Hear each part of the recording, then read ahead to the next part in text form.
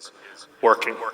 Madam President, today I wanted to come down to the floor to speak very briefly about a resolution that the majority leader introduced, I believe, earlier today. This is an authorization for military force resolution that apparently purports to give the president legal authority to conduct military operations against ISIS.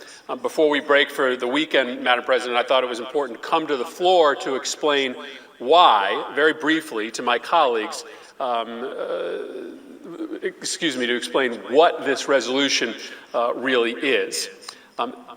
This resolution is a total rewrite of the War Powers Clause of the United States Constitution. Let's be clear about that. It is essentially a declaration of international martial law, a sweeping transfer of military power to the president that will allow him or her to send U.S. troops almost anywhere in the world for almost any reason with absolutely no limitations.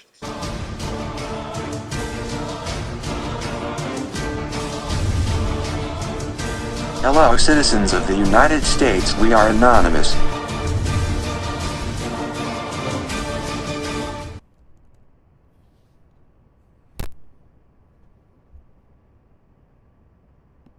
This resolution is a total rewrite of the War Powers Clause in the U.S. Constitution, said Senator Chris Murphy, D-Con. It is essentially a declaration of international martial law, a sweeping transfer of military power to the president that will allow him or her to send U.S. troops almost anywhere in the world, for almost any reason, with absolutely no limitations. McConnell's resolution is more than what Obama asked for last year, but this is of little relevance since Obama has been carrying out a war against ISIS, including the use of special forces, with no authorization. The administration has refused to put forward a legal framework, insisting that the 2001 AUMF is enough.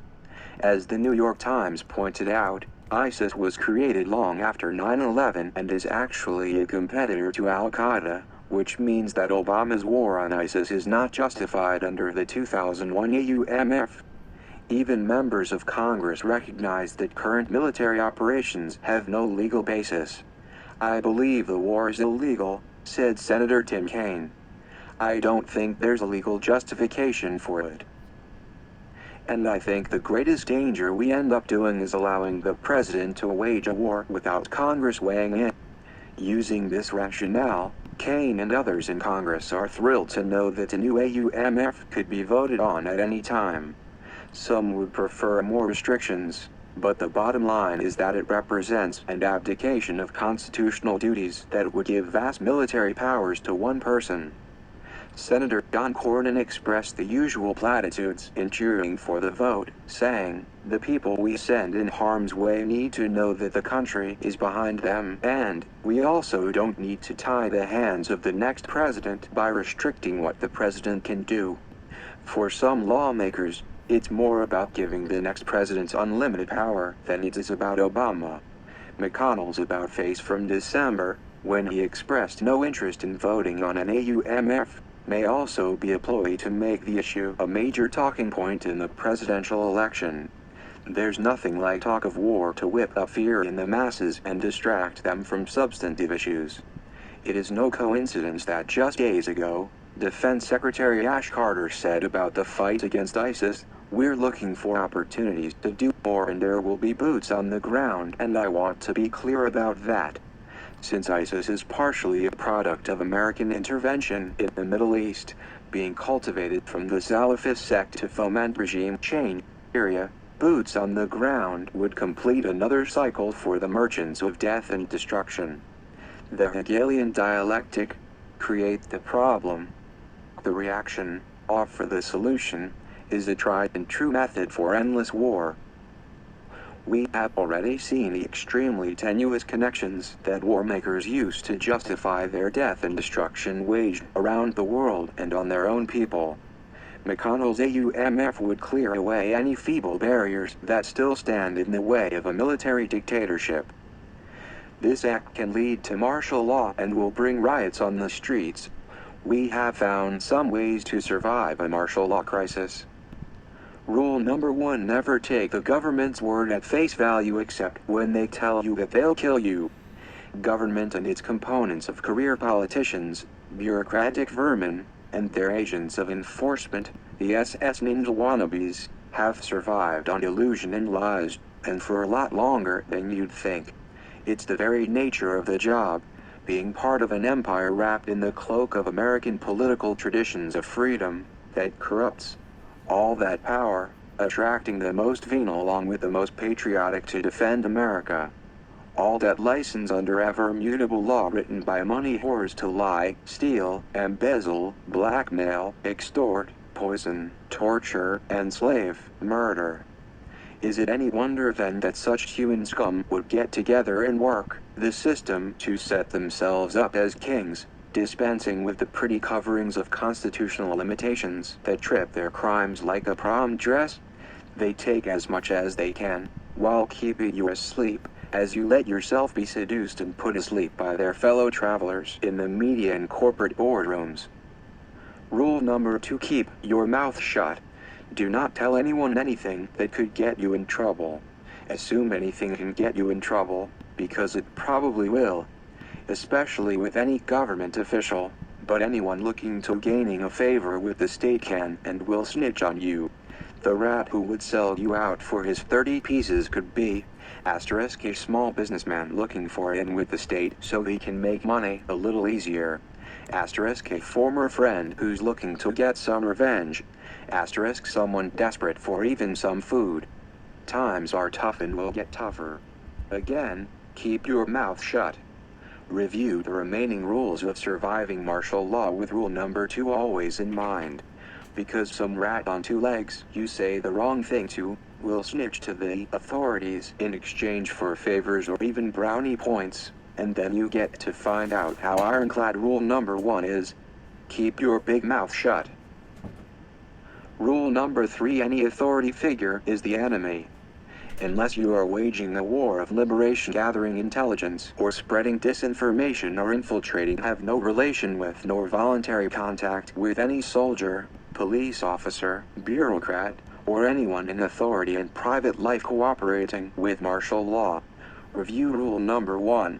Assume they're all liars, con artists, haulers, thieves, and sellouts. Same goes to any fellow travelers in big business. They and government have been in the same bed for centuries. Stay away from them as much as possible. Tell them lies. Don't do any business with them. Unless they're sticking a gun in your face, don't even acknowledge that they exist. Shun them, their family, and any sycophants that fawn over them for a few favors. Rule number 4: your personal survival is more important than obeying any dictate. If you're prohibited from having an item that helps you survive, get the item. Review rule number 2 and keep your mouth shut. If you're prohibited from having extra food, medicine, guns, no-brainer, then you will cache your prohibited items in a place where they won't easily be found. Use your imagination. One idea is to store whatever in seal-tight waterproof containers in remote wooded areas, known only to you. Firearms are metallic. They can be detected by metal detectors unless you store them deep underground or in a place they won't think of looking right away, like sealed in wider metallic tubes, away from your property. And if you by chance acquire or keep firearms, knowing how to use them, sight alignment, trigger squeeze, and reloading ammunition will be mandatory. If you've never used a gun before, to use a gun, first find the proper ammunition for it. After loading, point it end forward, the ammo into the magazine, cylinder, or chamber. Load the weapon. On semi-automatic pistols, if the slide-out moving part on top is locked back, there's a small lever on the left side of the gun. Push on it and it will close. Otherwise you'll have to pull the slide back yourself. Pistols are concealable, rifles and shotguns are for starting a fight. Shotguns you load from a port on the underside, behind the forestock, or it breaks open. Rifles come in several varieties: single shot, pump, bolt action, automatic, and feed from the chamber. an internal magazine or has a detaching magazine. The rifle you want first and foremost is automatic rifle in a military common caliber that, coupled with proper marksmanship, transforms you from a victim to a freedom fighter. Rule number 5. While keeping the above rules in mind, help out those who are resisting. They, unlike you, have decided that there's nothing to lose and therefore deserve anyone's help who's willing to risk their lives. Do you think martial law is going away on its own? Those bastards in black will have a sudden change of heart and do something worthwhile for a change and not oppress you? At the very least, have extra food, water for resistance fighters, basic medical supplies, ammo caches. Hint, these should be concealed. Those who fight will need to keep hidden, yet be able to communicate with fellow fighters. You can be an intermediary. If you have skills, like welding, machine tools, chemistry, you can make weapons, ammo, other things the resistance needs. If you have inside information, share it. If you have videography experience, tools, make how-to videos on resisting the theft of your freedoms. If you have medical training, set up an underground hospital. Not all patriots can or should pick up a rifle and blow a traitor's head off. By uniting in common cause with all one has to offer, the traitors can be defeated, and freedom restored to the land. If you're not at least giving aid to those helping to liberate you, forget this article. Go back to being a victim of government oppression. Rule number 6. With the utmost care, develop a survival network. This is a group of people with skills and no resources who can help each other in areas they would be lacking on their own. It could be anything from extra food, medicine, repair parts, fuel, transportation, whatever. In any given neighborhood you can have machinists, weapon makers, medical personnel, drivers, good knowledge of local roads, gardeners, agriculture knowledge base. Petty bureaucrats secretly opposing martial law are prime candidates to spy, steal, or commit sabotage. Computer technicians can hack government systems and create surveillance systems and guidance packages for missiles. Construction workers can build secret rooms to hide anything from arms cache to a secret factory. People in the media can smuggle cameras and work with computer techs to bug enemy meetings and produce freedom media that documents successful means of resisting. Salesmen can borrow merchandise from their stores for use. Anything and everything is useful. Especially useful will be disgruntled cops and military who can provide everything from intel on raids to weapons to training. Keep the numbers of your group small. Smaller cells are more difficult to penetrate by enemy agents and professional snitches. Keeping that in mind, a means of communication independent from wiretapped phones and audible eavesdropping devices must be developed amongst you. Runners can be an athlete or a kid on a bike. They can carry small packages, or notes with a handy breakable vial of flammable liquid if discovered. With a sealed packet of potassium chlorate taped to it, the gasoline will automatically ignite, otherwise you'll have to actually light that incriminating evidence. A mail drop can be a home, a hollowed-out tree trunk, a hole in the ground, an open fence pole, anything. Just be sure it's discreetly out of sight of surveillance. If God's really blessing you, one of your group will be a smart survivalist. This will be an exceedingly rare breed, because although most in this group were smart enough to prepare for the collapse to begin with, they weren't smart enough to avoid detection of their awareness and distrust of government. They signed Form 4477 registration forms for their firearms, used credit cards and checks for their weapon and ammunition purchases, registered for weapons permits, or registered themselves with gun clubs and shooting organizations. These people more than likely got swept up in pre-dawn raids or got blasted resisting. The smart survivalist prepared and kept his mouth shut about those preparations. He or she never signed federal permit forms for purchases or carry license. He or she presented a average American profile or totally disappeared. Get or find one in your group and you'll have a literal treasury of know-how and resources to survive, maybe even start taking back a little. Rule number 7: avoid government monitoring and control. Know where the cameras are and how to avoid them. Know who patrols where, and what routine they follow so as to avoid contact. Know your snitches and always feed them BS if you can't avoid them. Find ways around checkpoints, side streets, forest paths, neighbor's yard, railroad tracks, tunnels, whatever go-arounds necessary to getting from point A to point B without a pack of government troops searching you, checking your ID. I can't and won't go into detail. How you find your way will be up to you. Rule number 8: avoid a government roundup. It could be from a disaster, an attack, or even because they've decided to end the pretense and show you what they really think of you and your rights. You'll just wind up in a detention camp where your freedom of movement and resources will be strictly controlled. That means having a place to go away from your area, a means to get there, and supplies. Very difficult to do in a martial law situation, with shortages and rationing at gunpoint. Remember the victims of Hurricane Katrina? Remember how they were set up to be stranded in New Orleans by the government? How they were constantly baited with false hope of rescue for a week after the catastrophe? How they eventually were herded by FEMA into concentration camps? You disregard rule number 1, you'll find out. Get a safe house of your own, an abandoned home, an empty storefront, or even a patch of woods. When the troops start going street to street, house to house, have escape routes by lesser used streets, trails, whatever. You may have to go on foot, so have a light backpack with a few days worth of non-perishable food, portable water purifier, a first aid kit, a light sleeping bag, and your weapon. A mountain bike may be a more optimal and versatile escape mode than your road-dependent car.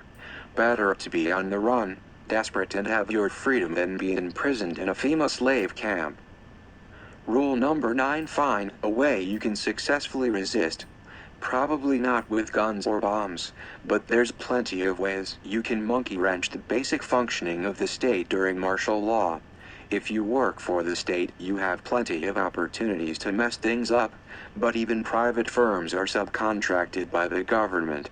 You know who's just earning a paycheck, who's backing this war against the people, and who's getting off on just following orders. If you can take action, great. Concentrate most of your planning on getting away with the job. Otherwise, get contact with patriots and be the most reliable source of intelligence you can be. Every bit of drag on the government beast helps, perhaps in botching that paperwork, breaking that surveillance camera in disguise, or misdirecting that bureaucrat or soldier cop. That act might be the beginning of a butterfly effect of bringing down the state of martial law and restoring freedom to our nation. Always keep that in mind. You must find your own way, but find it you must, if you want what was stolen from you back. How do you take a nation back that's under martial law? To be honest, it's probably the most difficult challenge anyone can face. Because you're starting a conflict from scratch inside the belly of the beast. You can't fight for territory when you've only got a few guns against divisions of enemy troops equipped with automatic weapons, armor, air support, the pitiful acquiescence of a people who long ago gave up liberty for the trap of existence in a childlike, cushy debt slavery. So the smart coup leaders that prosecute a martial law takeover will do it against a population that's already been pacified in one way or another.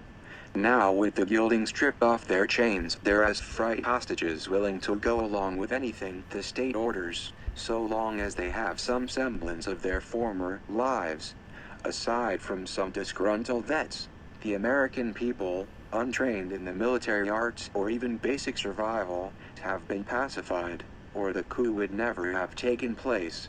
It is simply fear of loss after being so coddled, so divorced as a culture from personal responsibility, which can lead to anger, and then revenge. So the better way to pacify is to bring it on an overwhelming torrent onto a population unprepared for it, unprepared for hardships. Take away their culture, their moral cores, their connections to God. Ply them with diversions and trinkets. Condition them to find solace in material things, in distractions like spectator sports, movies and television. Keep them hypnotized by a junk culture while their means of sustenance, their jobs, are shipped overseas piecemeal, so they don't wake up. Keep them hypnotized while their rights are legislated into impotence and irrelevance by the state's enforcers. Keep them hypnotized by a junk culture, as even the know-how of being able to survive outside the system, basics like growing food, repairing cars and equipment, marksmanship and so on, is all but gone. And all the time tell them they're free and prosperous. Eventually you'll have a people much like modern America's dumbed-down materialistic debt slave. Such a people as ours, constantly fed lies about this corrupt system in the media, are ready for a fall now as I write this. All that's needed is a plausible pretext, a cover story for them to accept. People can be stubbornly stupid when it comes to misdirected hope. Many of these slaves will actually defend the system that has enslaved them. Such is the enemy's genius at their social engineering. All those slavishly obeying the state in a martial law environment, for some forlorn hope that their lives will somehow go back to the false paradise of the late 20th century, will in effect be the enemy themselves. But you won't be alone. The enemy's genius is formidable, but not perfect. Quite frankly, they're overconfident, and even if they weren't, they're not God. They can't see all, and they will make fatal mistakes. God will put stumbling blocks in their path to protect you. The question will be, will you be wise enough to exploit those mistakes to help bring their downfall? With whole regions of the country infiltrated and secured, secret industry can develop. Light weapons can be constructed at first, but eventually heavy weapons could be designed and made, and distributed. Ammunition, food, fuel, medicine, all these can be manufactured on or made with basic machine tools and chemistry. The time will come, if the enemy still clings to their foolish hope of defeating the American people with the brainless thugs and sheeple that lick their boots, that entire territories can be openly liberated. But let's not let this scenario play out, because a martial law will lead to civil war and national destruction. What I suggest is that it's much better to organize right now. We still have a political process we can use if we learn how to use it effectively. We can together find small towns and take them over, like the Libertarians' Free State projects, only focused onto individual towns. Take them over, and spread out from there. We as Americans need a standing example of what a free state is. Even some in the traitorous elite don't want to see martial law because they recognize the exquisite control and enslavement the current American political system has over Americans, and want to keep their power. They can be used, then abused. Individually, if you have guns, bury spares of your fighting arms, or sell them privately to new patriot recruits. This will get easier as deteriorating conditions bring the reality of our situation home, and the government's conduct in New Orleans make personal preparation. He has been ordered to leave. Buy lots of ammo, food, medicine, reloading supplies. Get these at gun shows for cash only. Go to gun shows while they're still legal. Find books on basic manufacturing processes. That's vital. If you have excess guns to motivated patriots, start driving around. Look for abandoned homes, businesses, and roads or trails that'll get you to them. Caves, forest haunts, old barns, the nastiest trailer in that tired old trailer park. When you recruit, don't let them put their names on any forms that could implicate them in the eyes of the government. Keep your profile low. Patriots will need infiltrators, safe houses, spies. You can't do that if you're still running around openly displaying a "I'm the NRA" sticker or Gadsden flag. Sorry. Take your recruits and toughen yourselves and them up. Strengthening exercises, camping, survival courses, hand-to-hand combat courses. Even getting them to let their TV gather dust to do anything that will be of benefit. Demonstrations, projects, meetings. Find places to hide out. Shooting, and lots of it. paintball to teach tactics, a range of some sort for battle rifle practice, air guns and required turning in of targets for their own practice. The airsoft guns are coming along as viable training tools, and as soon as they perfect a paintball that'll cycle through them, you should splurge a couple $100 and get some guns in paintballs. Grouped by ammo, parts, food, knowledge, illegal fiction to acquire property not under your own name, nor any connection to you. Have your stashes in several small units throughout the area you figure you're going to operate. The more the better, and no one person should have knowledge of where all the caches are at. A cache should have ammo for the standard weapon caliber your group should standardize on. I recommend a military pattern rifle and 7.62 NATO, along with spare parts, because they'll break down with all the shooting and abuse you're gonna heap on them. Enough ammo to refill all your carry mags for a mission. Also, stockpile non-perishable food. Should have lots of calories, carbs, protein, medical supplies. You won't get a lot of recruits. The enemy's cultural weapons are pretty damn powerful, and their mind control of Americans is exquisite, but not foolproof. On occasion, an event will occur that will defy their spin control and BS, like the live coverage of Hurricane Katrina and their criminal abandonment of a city so people would be screaming for FEMA Big Brother to save them. Also, gangsters wanting a Las Vegas on the Gulf can buy property cheaply. Point out the criminal abandonment of the government to their people.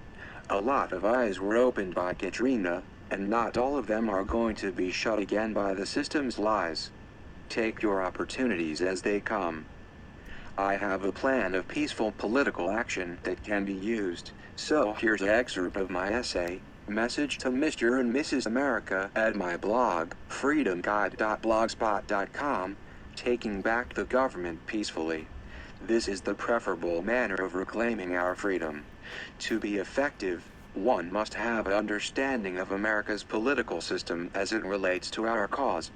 We have a president, a vice president and their agents, a Congress, a federal judicial system, and the duplication of this political layout among the states.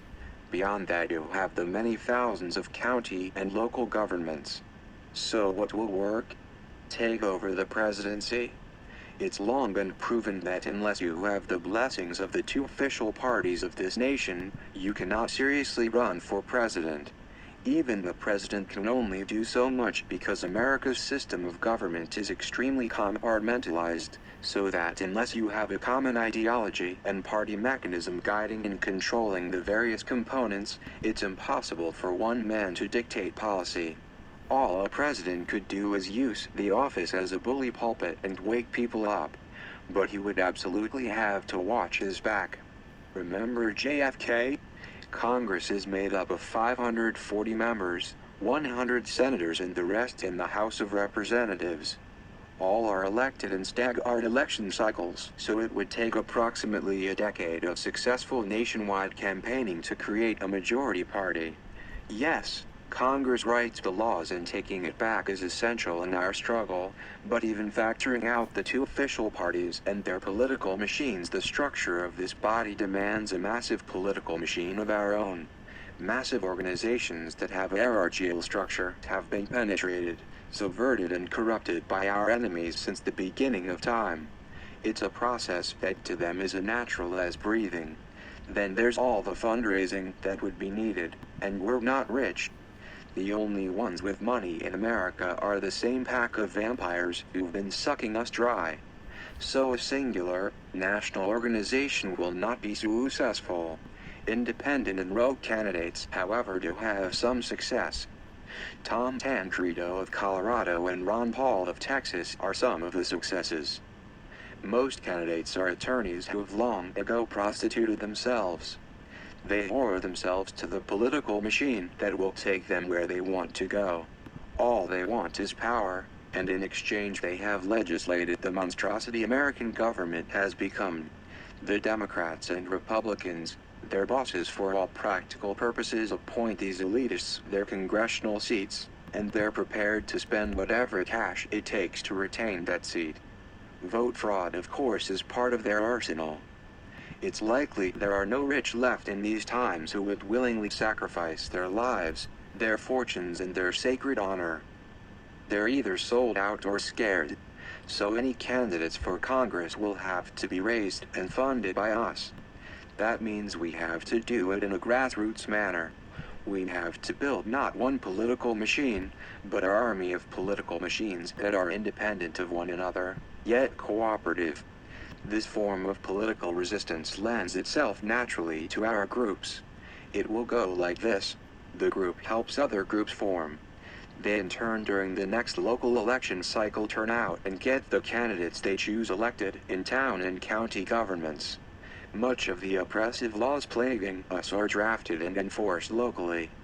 Taking over local governments will not only give the freedom groups relief from local law enforcement harassment, it will give us the tools to revoke and repeal such things as property taxes that allow the government to seize that home you're working a lifetime to pay for if you miss one rent installment.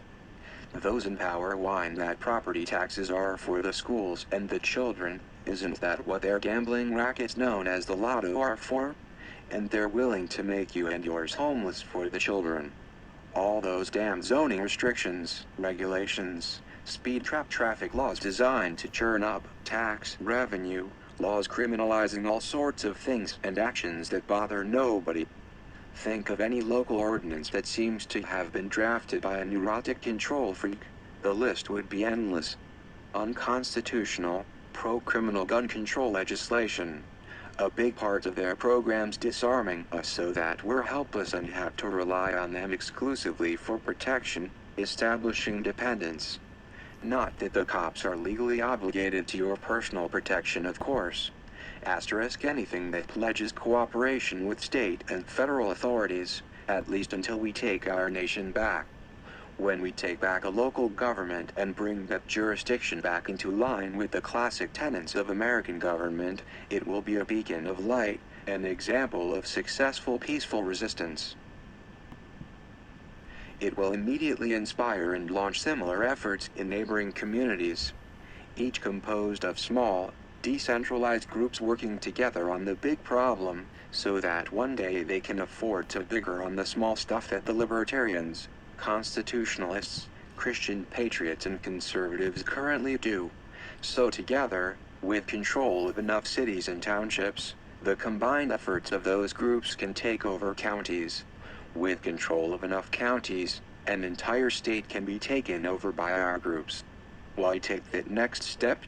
The list of things we can do when we take back our local governments is vast, but then there would be the call to centralize governmental control with state and federal authorities. So when this begins, we must be as aggressive as possible, being examples to others, advising, and most importantly, we must not fight amongst ourselves over things we can debate after we retake our land. Backbiting will be exploited by our enemies. It will be our biggest downfall. And if we can take the nation back, there are many things we must do immediately, as soon as we can take back control of America's destiny. 1. Secure our borders from any further infiltration. Whatever that takes, whatever manpower is available, we must find a way to seal up thousands of miles of hinterland border, and many thousands of miles more of coastline. This will take bringing our troops and ships home, and in effect end America's era of being used as a tool of global elitists. At the same time, a heightened state of alert must be maintained if another power were to take advantage of our transitional phase and attempt some economic or military adventure against our interests. America will be painfully contracting from its global economic empire as we attempt to revive a self-sufficient free republic, and the last thing we'll need is for Muslims seeking revenge against America, or China rolling the dice on a military adventure against us.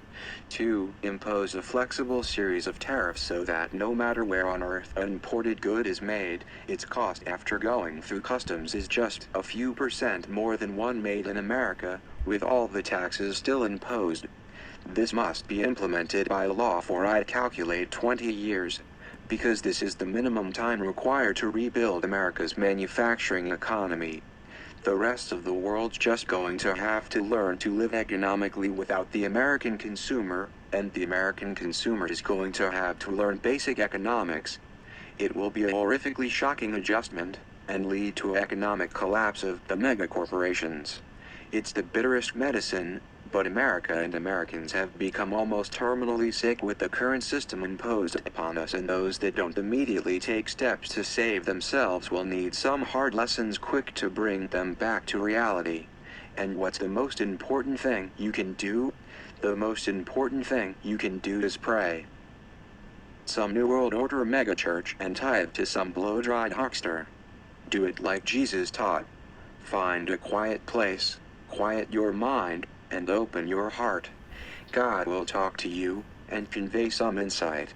If you can't listen, it's because you're out of practice listening, so practice. Eventually God will talk to you, and it's in your best interest to listen.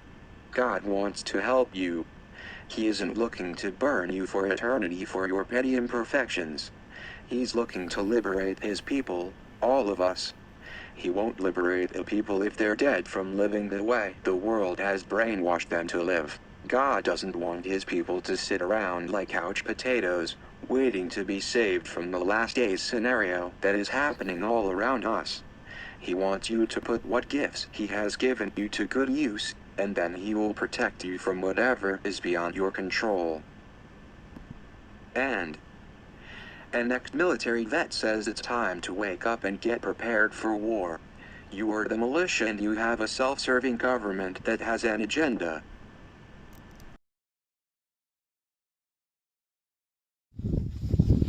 Hello everybody, this is Al Narderi here. Sorry it's been a while, but getting ready to go out today, and I have to make this video.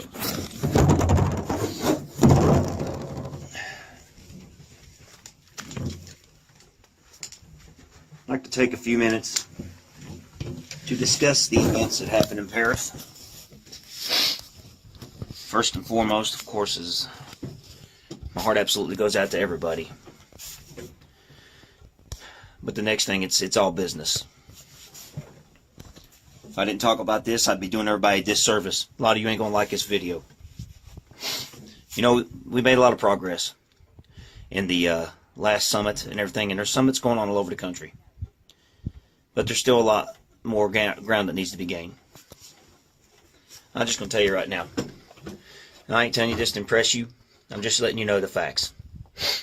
I'm going out to train today. Yeah, I'm going out in a helicopter. I know a lot of people don't have, the capability to do that, but it's not what that's about.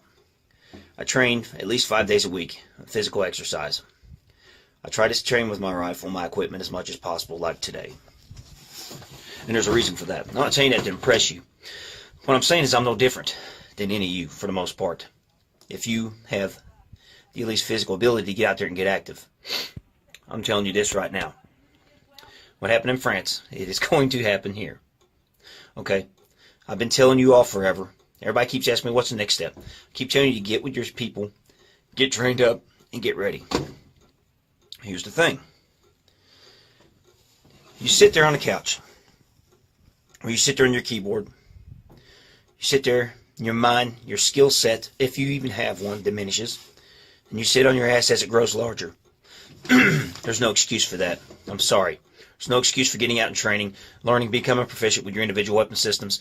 And there's no reason to not get out there and PT and train and get your mind and your body right. Because it is coming. I'm not saying that we can stop every terroristic act, but the aftermath is going to be the real dangerous part. Your government's not going to help you. They are enabling this. Trust me, they are enabling this. They're bringing them here, and they're wanting it to happen. They want it to happen for the same reason right now you got martial law in France. They love exploiting tragedies. They love exploiting death. And they like to use it to control you. What better way to control a person? By either shaming them or saying, hey, we're just doing this for your own good. Remember, I've said that before. I want you to grab your rifle. I want you to go to the mirror and take a look at yourself. You know what you are? You are the militia. What you need to do is you need to organize. I'm telling you, for the love of God and everything, holy people, you are running out of time. You want to sit and let this happen to you, and let this happen to your country, when you could have done something about it. when your kids, your grandkids, and ask you why you never done anything? Are you going to have a clean conscience? No, what you're going to have is a big fat ass. And it's probably going to be secured in some facility somewhere. There's not much more I can tell you. I'm going to try to get some more information out, some more videos. But what I'm saying for the short term, if you don't know which way to go, contact me. I'll try to steer you in the right direction. I don't have all the answers, but damn it. I'm not going to let that be an excuse for inactivity. A movement somewhere is better than sitting still, because it's still a movement. At least you're going somewhere, and you're not sitting dead in the water. I don't really know what else to say. I have a great group of people that I rely on, and I feel pretty good in that. I have a network throughout the country now, ever since the summit, of individuals that we can rely on and talk to. But you need that as well.